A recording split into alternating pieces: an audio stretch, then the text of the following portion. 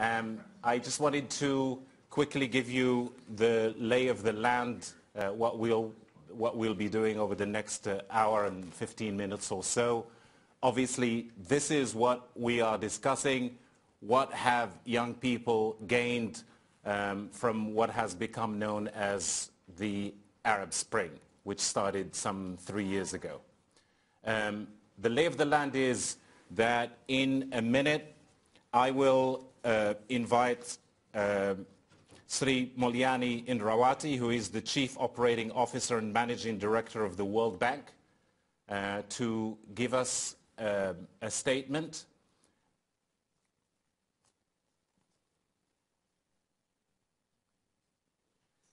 قبل 3 سنوات أطلق 3 years ago, the youth in Tunisia started the changes that led to the Arab Spring in the Arab region and outside, including North Africa, the Middle East, and the Gulf states.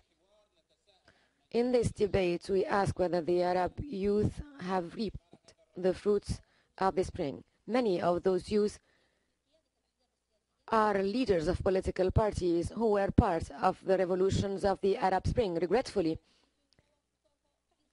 in Yemen, I don't find one single person in charge in the high places, in the position of decision-making. We participate in the political process as youth more than before in the civil society through means that we did not have before. But all this is more of an influence on decision-making and not decision-making by itself. We are torturing ourselves. We are not the problem. But if the youth do not find a place for themselves in the political sphere, in the change in the decision-making, nobody will wait for them. We want our constitutional and legislative rights, and in Yemen in particular, we have a very good constitution, but we do not play a role in changing the constitution because it does not get changed or touched. Well, let us assume that freedom has been achieved. If you have freedom and you do not have a job and you are a young man and you have waited 2, 3, 4 years, are you going to eat freedom? No, I want a job, but at the same time I want to be free. So I can speak, so I can be in the streets, so I can ask for a better economic system that would answer the needs of the people. What Grace is saying, that it's not only about freedom, that there are economic laws, but people are more important than figures. We should stay on our course. The revolution started a few years back, in 3 or 4 countries, but it continues. Now, did we reap the fruits of the revolution? We cannot see any tangible reforms. And the minimum aspiration of the youth have not been met. In a recent poll carried by Al Jazeera Center for Studies, young people were asked about what was the outcome of the revolution. The majority, 53.5% of them, said that the revolution did not reach their request of better jobs and a better economic situation. Shazza represents the youth in Yemen in the national dialogue, and this is one of the most important political processes in Yemen. So how can we say that today's youth do not participate in the change and also in the decision-making? I'm Yara Isa from Lebanon. If we want to reap the fruits of the Arab Revolution, we need to adopt youth-friendly policies. And so far, no one is giving the priority to these policies. The youth are still marginalized, especially those who are not from the middle class. Also, we have a message from another guest, Habib Muhammad, on Facebook, saying that the deterioration is unprecedented because the spring, or rather the winter, in the Arab world is not being able to reach the safe shores. The revolution rather destroyed their ambitions. The problem is to try and find young leaders at the political level. It should not be a positive sanction or a reward, but you need to be part of the political process. It is not a reward. We need to make decisions. We need to draft policies. And this is how we can build our institution, and this is how we can represent the majority. And this is, we can have the people benefit. Well, let me greet all of you and all those who have participated from outside this room in this dialogue. Until we meet again. Without much further ado now, I will invite Ms. Sri Mulyani Indrawati to the podium.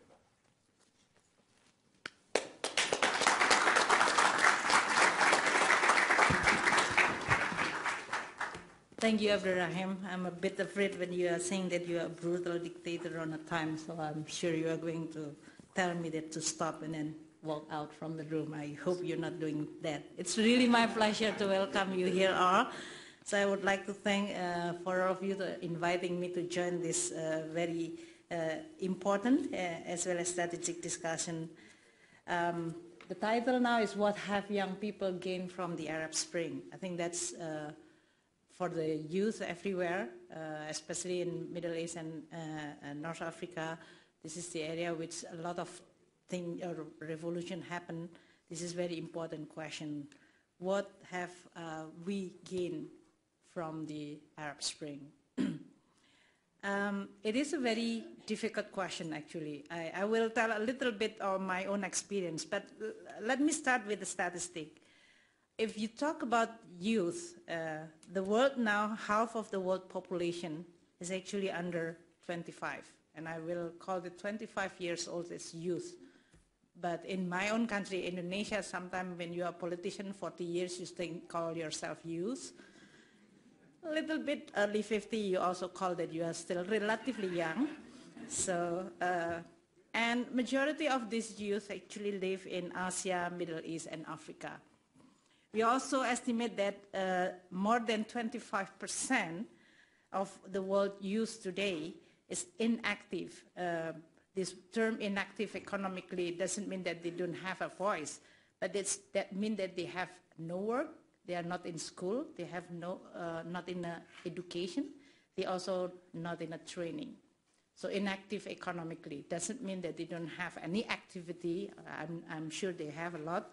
And in this case, also have a lot of voice that need to be channeled.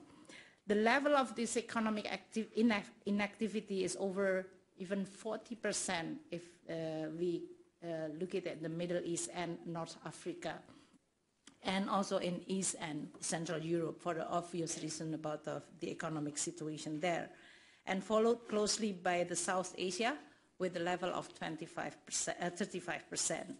So the high level of inactivity, economic inactivity, will be translated into the voting or the Gallup World Poll 2013, in which revealed that more than 60% of the youth in Middle East and North Africa say that they are struggling economically. It's very, of course, obvious. And less than 20% felt that they were thriving. The same poll also find that 48% had no confidence in their national government. I will start with that because this is really my truly personal experience. But before going to that, the trust to the national government, I would like to give a little bit challenge from the policymaker. Even in a very normal economic situation, policymaker now is facing with a very daunting task of creating jobs. This even in a very normal situation, because there are so many things changed in the world. Technology is one thing. This very short product cycle make the job keep changing. And the supply chains everywhere, making all the, what you call it, one manufacturing activities no longer contained in one specific country. That creates a very challenging task for any policymaker to actually think about how we are going to make sure that when the economy is growing, it can also create jobs. You can have a high growth, it doesn't guarantee that it will reduce poverty and create shared prosperity and even creating jobs. And that is the challenge that many policymakers are now facing. Creating jobs is a very serious and most difficult challenge. The World Bank, of course, in the study and WDR can tell that first you have to deal with your macroeconomic stability. Make the foundation right, build the right institution, and then improve your business climate. That is the prescription, the normal prescription of creating jobs. But to be honest with you, I was in a finance minister before. It's not really easy. Even in dealing with even the normal prescription, then dealing directly, try to connect between the supply of labor, especially the youth. A lot of them now is actually achieving tertiary education or higher education, but they are not matching with the job which is created by the new environment, the new economic landscape. So that is in itself is a challenge. But for Middle East, the challenge is even more because you are just undergoing, or you are still in the Arab Spring or the revolution mode. And I will then share my own experience in this case. Changing regime provide you with the opportunity to build a new one, hopefully the better one, with a strong foundation. When I said the building a new and stronger foundation, which is based on transparency, respecting voices, fairness, inclusive, and effective accountability. And this is mainly, we want to build that foundation in order to rebuild the trust, which I mentioned 48%, the youth especially not trusting their own national government.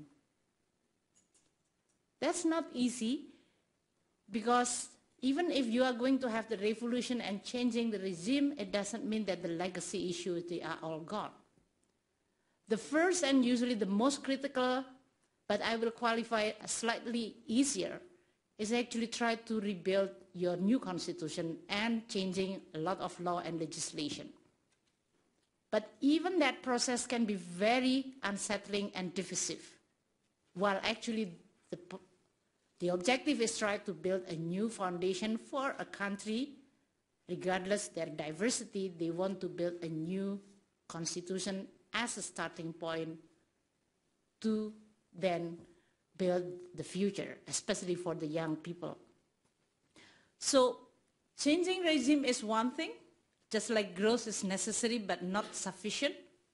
Changing regime may be necessary but not sufficient in really building the new foundation, which is new and better, inclusive, transparent, accountable.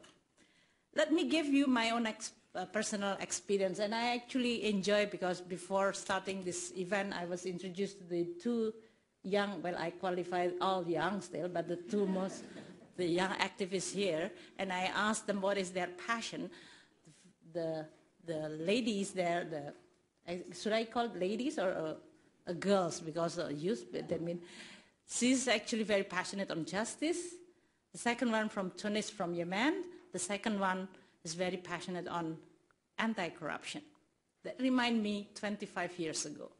When I was out of the government, you shouting, you want to change because it is corrupt, authoritarian government, you change into open, democratic, hopefully transparent, open, clean.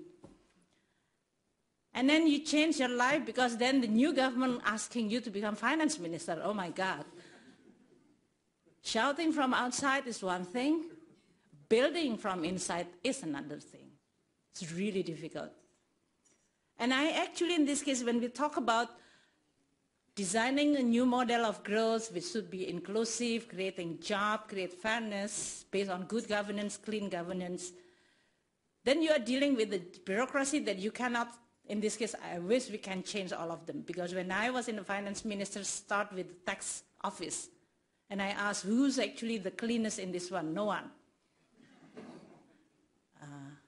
And then, okay, how we are going to make sure that everybody is now starting a new chapter? And every time you appoint anyone, they will say that, well, there is a zombie in his closet or zombie in her closet. So make them become credible, telling them that now we start new, clean, no corruption is very difficult. It will require a lot. And as a minister, the advantage of being outsider come into the bureaucracy mean that you have at least credibility because you are not tainted with the previous practices. But you know that one person cannot change, but they still can influence and shape a lot. And that's why good policy matters, opening up matters, media help a lot. You share it with them what you try to achieve. You even describe very detailed what you try to do, how the change process, who's the player, what is the obstacle, so that you get a lot of very good pressure from outside. You opening up your budget, you are very transparent in order for you to get the NGO will actually help you in monitoring your spending. You build the technical capacity because it is not only that you have all with a very high spirit of anti-corruption, but how you are going to negotiate with the lawyer of a very big company, an accountant which is very sophisticated, that they are going to prove that their tax is actually right, but maybe not really that right.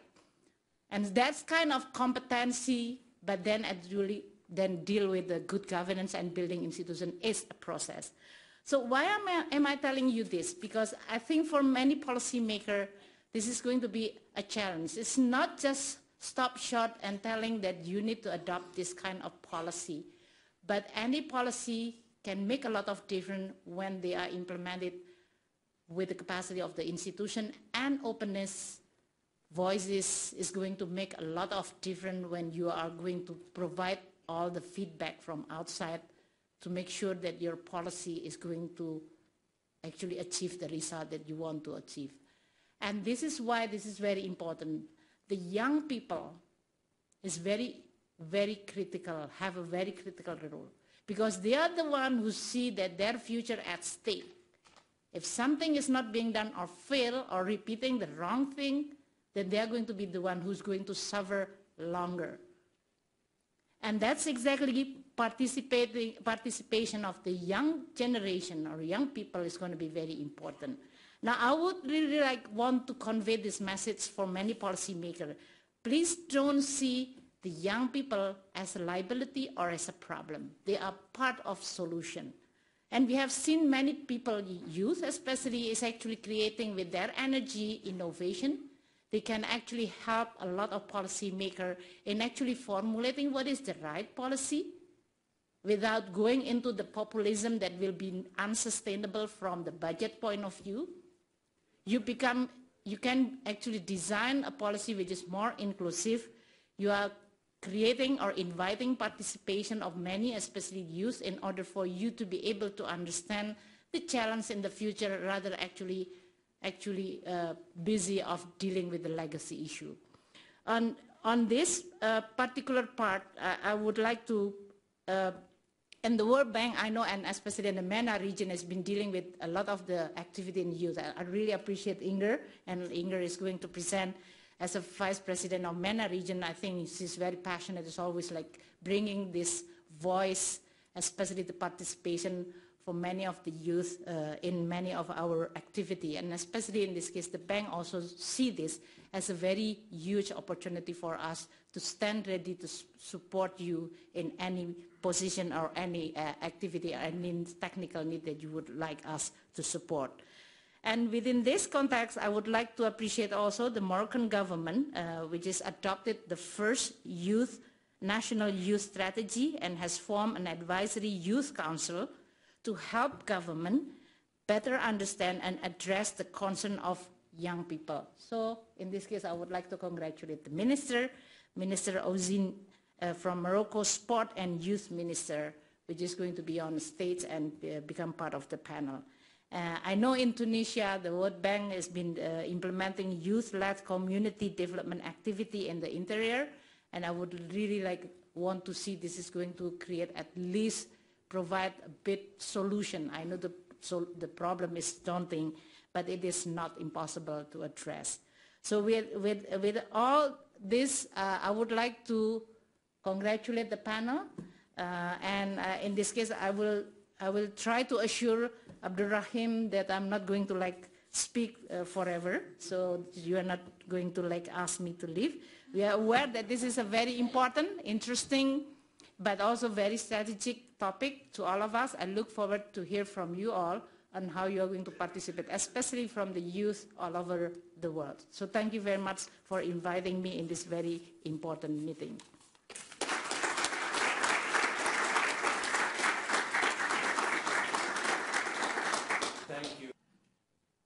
ضيوفي في هذه الجلسة محمد أوزين وزير الشباب والرياضة. Mohammed Ouzine, he's the Minister of Youth and Sport in Morocco. Mohammed Al-Handawi, he is the U.S. envoy on youth. Shada Al-Harazi, she is an activist and Yemeni journalist. I'm a member in the Yemeni National Dialogue representing youth. Muhab bin Garwi from Tunisia, he is the Executive Director and one of the founders of iWatch organization, an anti-corruption organization. And Andli Inger Anderson, well, she is the Deputy or Vice President on the MENA region. Because this topic concerns youth, we'll start first by addressing a question to Shada and move to the other guest. Shada, what did you come to say here in Washington? We have people from government, from the UN, from the World Bank. What do you want to tell them? Bima. With Shada and then branch out to the other panelists. Shada, what have you come to say in DC on this panel, which includes a government minister, a UN envoy, and a high official from the World Bank? What do you want to tell them that you didn't already say in Tunisia about the youth?